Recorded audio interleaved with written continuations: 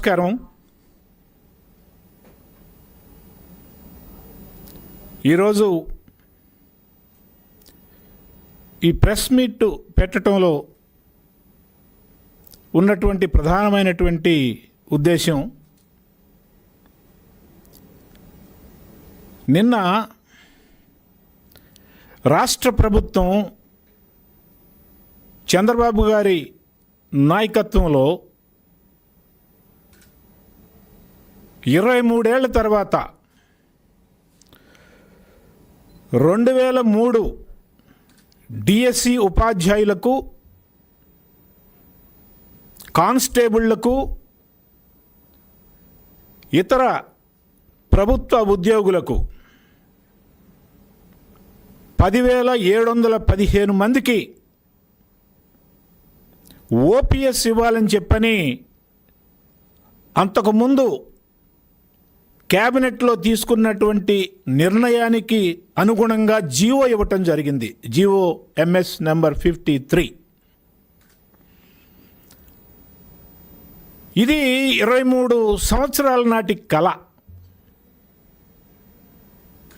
DSC ఉపాధ్యాయులది కానివ్వండి, ఇతర ఉద్యోగస్తులది కానివ్వండి.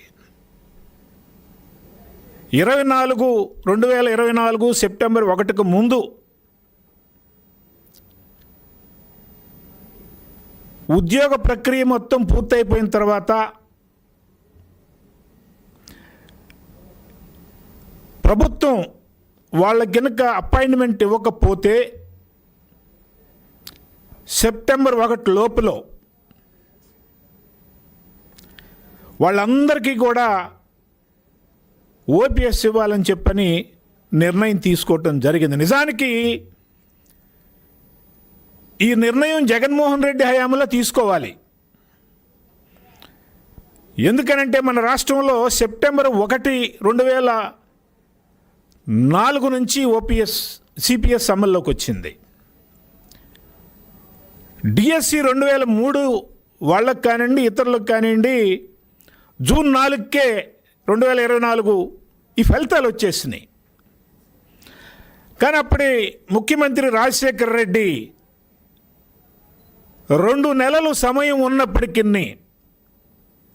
వాళ్లకు ఓపీఎస్ ఇవ్వలేదు. నేను ఇంకొక మాట కూడా చెప్పదలుచుకున్న ఈ సందర్భంగా, నేను సిపిఎస్ మీద సంతకం పెట్టనని చెప్పని ఢిల్లీ వెళ్ళి సిపిఎస్ మీద సంతకం పెట్టొచ్చినటువంటి ఘనుడు మాజీ ముఖ్యమంత్రి జగన్మోహన్ రెడ్డి గారి తండ్రి రాజశేఖర్ రెడ్డి గారు. అది ఉన్నట్లు మాట్లాడుకోవాలి మనం. అటువంటిది జగన్మోహన్ రెడ్డి అధికారంలోకి వచ్చిన తర్వాత నేను వారం రోజుల లోపల సిపిఎస్ అమలు చేస్తానని చెప్పాడు. సిపిఎస్ అమలు చేయటం దేవుడు ఎరుగు. జీపీఎస్ అని చెప్పి సిపిఎస్ మెడలో ఉచ్చు తగిలిచ్చాడు. 2003లో ఆ డిఎస్సి వాళ్ళకి నువ్వు 2019 నుంచి 2024 వరకు నువ్వే అధికారంలో ఉన్నావు కదా, నిజంగా నీకు చిత్తశుద్ధి ఉన్నట్లయితే వాళ్ళ సాక్షి పేపర్లో రాస్తాడు, సిపిఎస్ ఉద్యోగాలకి శతకోపం పెట్టినటువంటి కూటమి ప్రభుత్వం అని చెప్పని సిగ్గుండాలి ఆ మాట మాట్లాడటానికి. సిపిఎస్ ఉద్యోగులందరికీ ఓపీఎస్ ఇస్తామని చెప్పని కూటమి ప్రభుత్వం తన మేనిఫెస్టోలో పెట్టిందా? పెట్టలేదుగా. ఎందుకు ఆ కారు కూతలు గుయ్యటం? ఎందుకని అబద్ధాలు ఆడటం? మేనిఫెస్టోలో పెట్టకపోయినా కూడా, ఎన్నికల్లో హామీ ఇవ్వకపోయినా కూడా సిపిఎస్ 2003 ఉద్యోగులు ఎవరైతే ఉన్నారో, ఉపాధ్యాయులు కానివ్వండి, ఉద్యోగులు కానివ్వండి, ఇతర ఉద్యోగులు కానివ్వండి, రాష్ట్ర ప్రభుత్వం 2004లో కూటమి ప్రభుత్వం అధికారంలోకి రాగానే అనేక సార్లు విన్నపాలు విన్న తర్వాత చంద్రబాబు నాయుడు గారు ఎంతో సానుభూతితోటి వీళ్ళకి మనం ఓపీఎస్ ఇద్దాం, ఇంతకు ముందే కేంద్ర ప్రభుత్వం 2 సార్లు ఆదేశాలు జారీ చేసింది, మెమో 57 ఇచ్చింది. అందుకని అమలు చేయాలని చెప్పని ఈ విధమైనటువంటి నిర్ణయం తీసుకున్నటువంటి రాష్ట్రాల్లో మన రాష్ట్రం కూడా ఒక ముఖ్యమైనటువంటి రాష్ట్రంగా ఉంది. ఖచ్చితంగా నిన్న జీవో విడుదలైనటువంటి వేళ వెంకట్రామరెడ్డి చూడండి, టైమింగ్ చూడండి, సమయం చూడండి. 10,715 మందికి లబ్ధి చేకూరే విధంగా జీవో ఇస్తే ఆ జీవోలో చాలా స్పష్టంగా ఆప్షన్ ఇచ్చారు. One time option. Nidhi app ద్వారా ఈ మొత్తం 15 మంది కూడా వాళ్ళ యొక్క పేరుని అప్లోడ్ చేసుకుంటే వాళ్ళందరూ కూడా ఓపీఎస్లోకి వెళ్ళిపోతారు. అంటే నువ్వు సిపిఎస్లో ఉంటావా, ఓపీఎస్లో ఉంటావా అని చెప్పిన అందరూ ఓపీఎస్కి వెళ్ళిపోతారు. ఇంత మంచి వార్త వచ్చిన సమయంలో ఈ 6,500 మంది ఉపాధ్యాయులు, ఇతర ఉద్యోగస్తులు మొత్తం 10,715 మంది పండగ చేసుకున్నటువంటి సందర్భంలో చంద్రబాబు నాయుడు గారి యొక్క ఫోటోని నేను బతికినంతకాలం, మా కుటుంబం బతికినంతకాలం మా ఇంట్లో పెట్టుకొని పూజ చేస్తామని చెప్పాను అందరూ అంటున్నటువంటి సమయంలో ఈ వెంకట్రామరెడ్డి గుండె చేయించుకోవటం ఏంటి? దేనికి గుండె చేయించుకున్నాడంట? ప్రభుత్వ ఉద్యోగుల్ని కూటమి ప్రభుత్వం మోసం చేస్తుందంట. నెలకి 1,500 కోట్ల రూపాయలు క్షౌరం చేస్తుందంట. 50,000 కోట్లు బకాయి ఉందంట. చెప్తున్నాడు ఈ మొనగాడు. అసలు ఎవరు ఈ వెంకట్రామరెడ్డి? ఈ వెంకట్రామరెడ్డి మాజీ సచివాలయ ఉద్యోగస్తుల అధ్యక్షుడు. ఇప్పుడు అతను ఉద్యోగస్తుడు కాదు. 2024 ఎన్నికల సమయంలో, జనరల్ ఎన్నికల సమయంలో పచ్చి వైకాపా కార్యకర్తలాగా కడపలో, ప్రొద్దుటూరులో వైకాపాకి అనుకూలంగా ఓట్లు వేయమని చెప్పని కరపత్రాలు ఆర్టీసీ బస్టాండ్లో పంచినటువంటి ఒక ప్రభుత్వ ఉద్యోగి. నువ్వు చేసింది నేరం. ప్రభుత్వ ఉద్యోగ నియమాలకు వ్యతిరేకంగా నీ యొక్క ప్రవర్తన ఉంది అని చెప్పని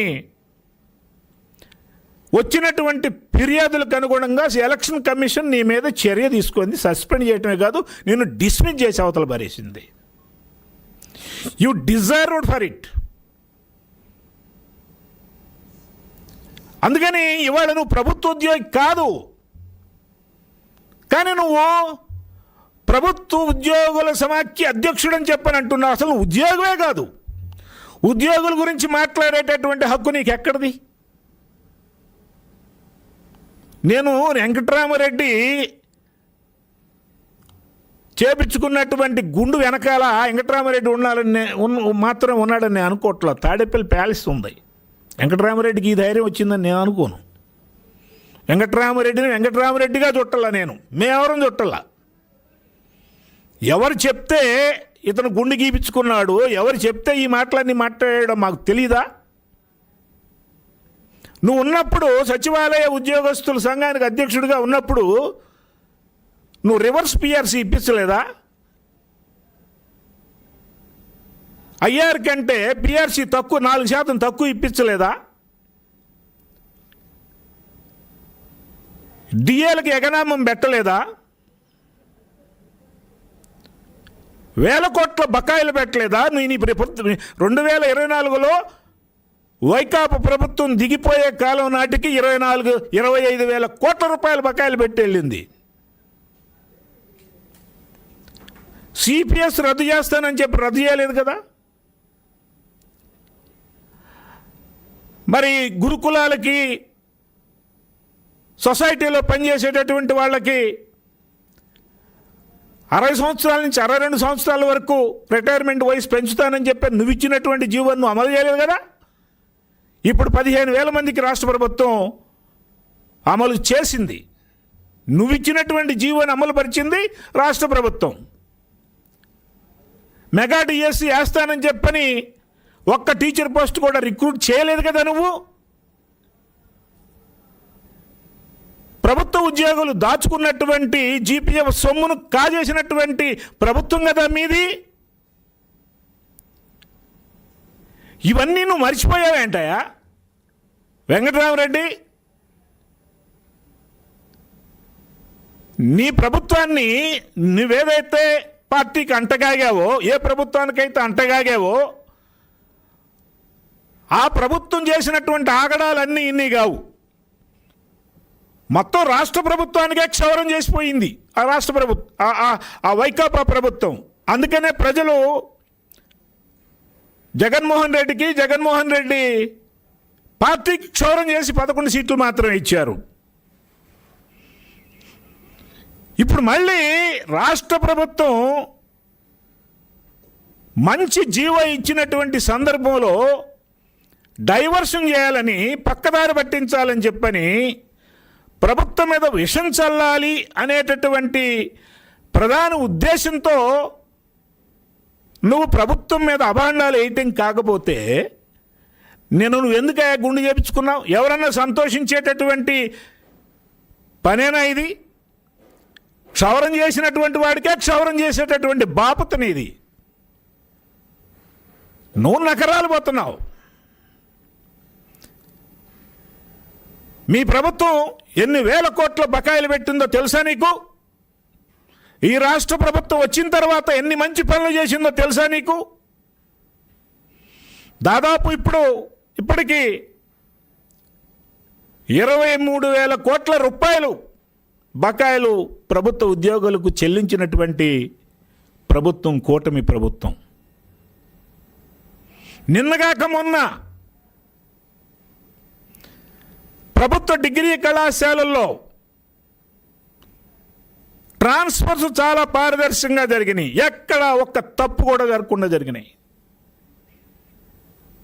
అలాగే డిగ్రీ కాలేజీకి, ఇంటర్మీడియట్ నుంచి డిగ్రీ కాలేజీకి కూడా ప్రమోషన్ ఇచ్చేటటువంటి కార్యక్రమం కూడా చాలా పారదర్శకంగా జరిగింది. కూటమి ప్రభుత్వం కాబట్టి ఒక్క విమర్శ కూడా లేకుండా ఆ విధమైనటువంటి ప్రమోషన్లు, ఆ విధమైనటువంటి ట్రాన్స్ఫర్లు జరిగినాయి.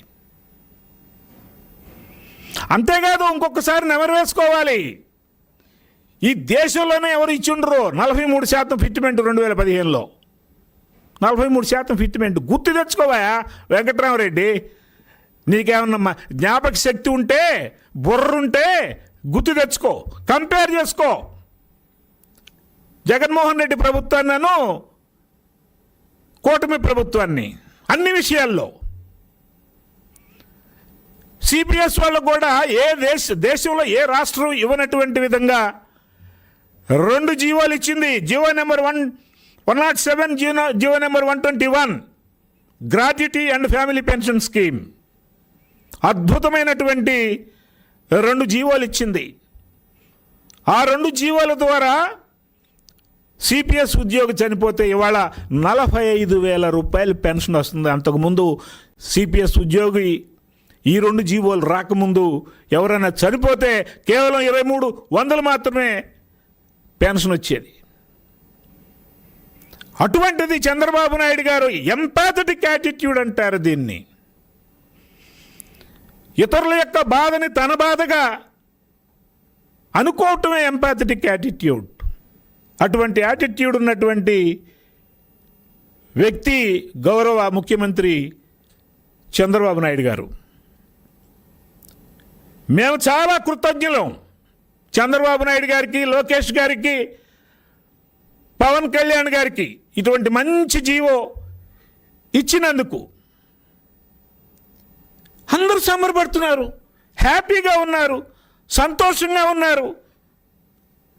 అన్ని సంఘాలు నేను అన్ను, కొన్ని సంఘాలు అన్ని ఈ సచివాలయ ఉద్యోగస్తులు బ్రహ్మాండంగా నిన్న హర్షం వ్యక్తం చేయటమే కాదు, సంబరాలు చేసుకున్నారు, కేకులు కోసుకున్నారు, నోట్లో తినిపించుకున్నారు స్వీటు. ఈవెన్ ఎడమొహం పెడమొహంగా ఇక తప్పదు మనకి